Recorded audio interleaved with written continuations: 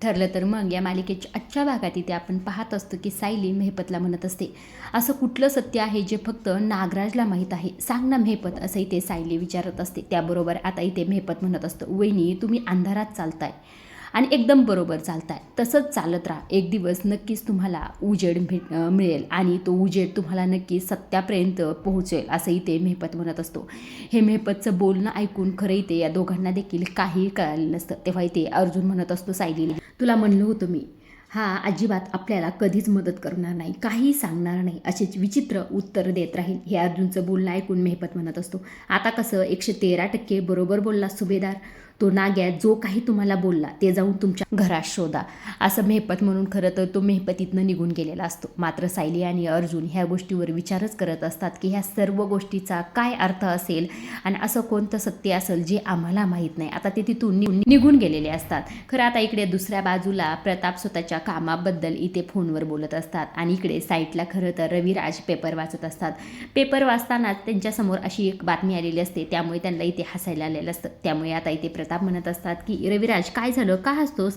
तेव्हा इथे रविराज म्हणत असतात, ही बघ ना बातमी कसली आहे, एका सख्या भावाने प्रॉपर्टीसाठी भावाचा खून केला, असं म्हणून खरं तो पेपर खाली ठेवतात आणि त्यांना परत वाईट वाटतं. आता इथे प्रताप त्यांना समजवतात की तू अशा खरं तर बातम्याच वाचत जाऊ नको, कशाला वाचतोस, म्हणजे हा असा त्रास होतो. मग तेव्हा इथे रविराज म्हणत असतात, हा तर आता आयुष्यभराचा त्रास आहे, आता नागराज जे काही वागला, जे काही केलं ते आयुष्यभर पुसलं जाणार नाही. काय चुकलं असेल रे माझं प्रताप, माझ्या आयुष्यात तुझ्यासारखी प्रेम करणारी फॅमिली का नसेल, मला का मिळाली नसेल, असे इथे रविराज म्हणत असतात. मुलगी अशी खोटारडी निघाली, सक्का भाऊ जीवावर उठला, माझंच काहीतरी चुकलं असावं, असं इथे रविराज म्हणत असतात.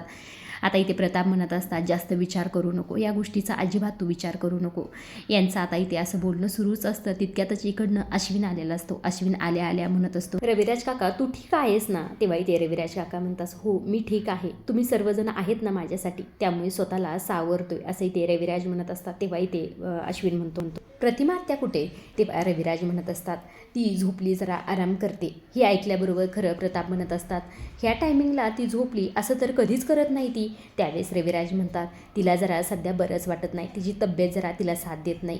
असं हे ऐकल्याबरोबर इथे अश्विन म्हणत असतो की ह्या सर्व गोष्टी ज्या घडल्यात ना त्यामुळे हे सर्व काही होत आहे. जर मनावर ताण असेल तो सगळ्यात आधी शरीरावर त्याचा परिणाम होतो, असं इथे अश्विन म्हणत. आता इथे अश्विन असा देखील म्हणतो, काका एक काम करायचं का, आपण तिच्या पूर्ण ब्लड टेस्ट करूया, म्हणजे तिची पूर्णच बॉडी चेकअप करूया, तू हॉस्पिटलला घेऊन ये, असं इथे रविराजला म्हटल्याबरोबर रविराज म्हणत असतात की एवढा सण वगैरे होऊ दे होळीचा, नंतर पाहूया.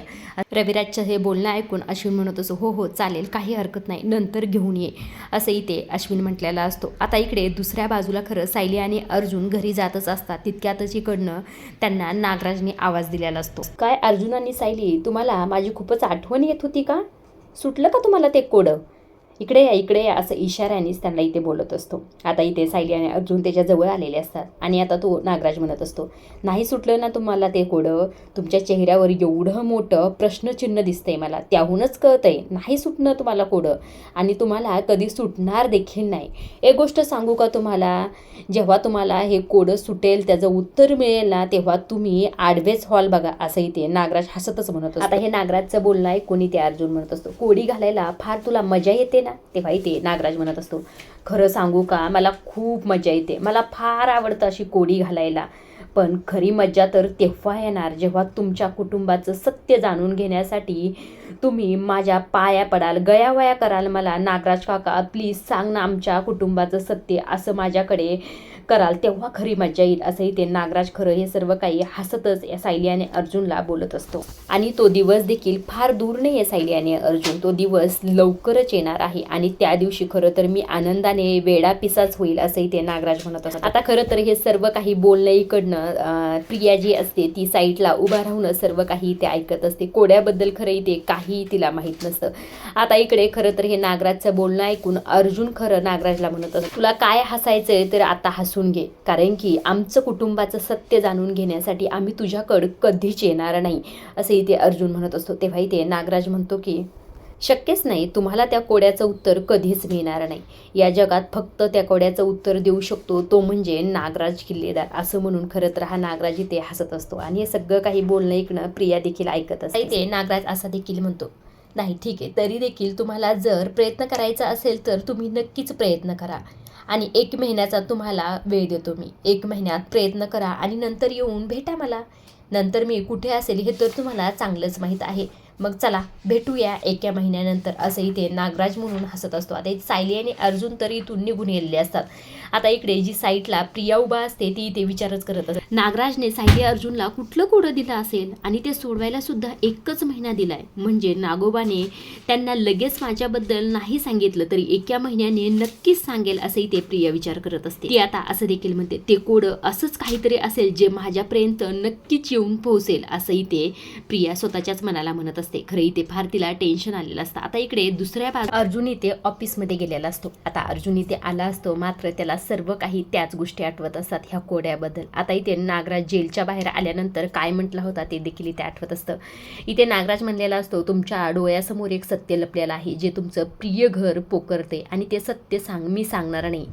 ते मी वाट बघणार खेळ रंगण्याची आणि तुमचं घर बिघडण्याची सुद्धा, असंही ते नागराजने म्हटलेलं असतं. ती गोष्ट देखील इथे अर्जुनला आठवत असते.